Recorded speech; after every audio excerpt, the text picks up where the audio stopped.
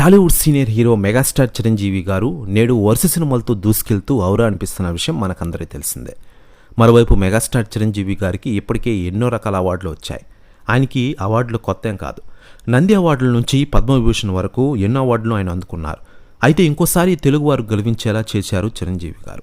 తాజాగా Guinness book of world రికార్డ్స్లోకి చిరంజీవి గారు ఎక్కారు.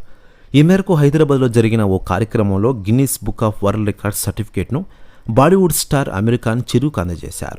గిన్నిస్ వరల్డ్ రికార్డ్స్ ప్రతినిధులు కూడా ఈ కార్యక్రమంలో పాల్గొన్న విషయం మనకందరికీ తెలిసిందే.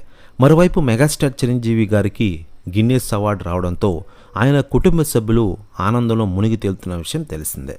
మరోవైపు సెలబ్రిటీలు స్పందిస్తూ ఉండగా తాజాగా మెగాస్టార్ చిరంజీవి గారి తమ్ముడు ఆంధ్రప్రదేశ్ డిప్యూటీ సీఎం పవన్ కళ్యాణ్ గారు స్పందించారట. ఆయన మాట్లాడుతూ, అన్నయ్యకి ఈరోజు వచ్చిన గిన్నిస్ రికార్డు చాలా గర్వించదగ్గ విషయం.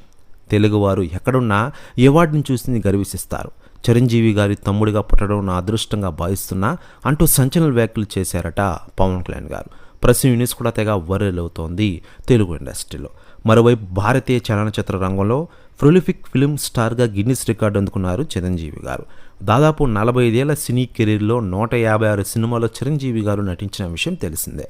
ఇప్పటి వరకు 537 పాటల్లో 24,000 డ్యాన్స్ మూమెంట్స్ చేసినందుకు చిరంజీవి గారికి ఈ అవార్డు దక్కింది. మరోవైపు చిరంజీవి గారి సినిమాల విషయానికి వస్తే ప్రస్తుతం విశ్వంబర సినిమాలో ఫుల్ బిజీగా ఉన్న విషయం తెలిసిందే.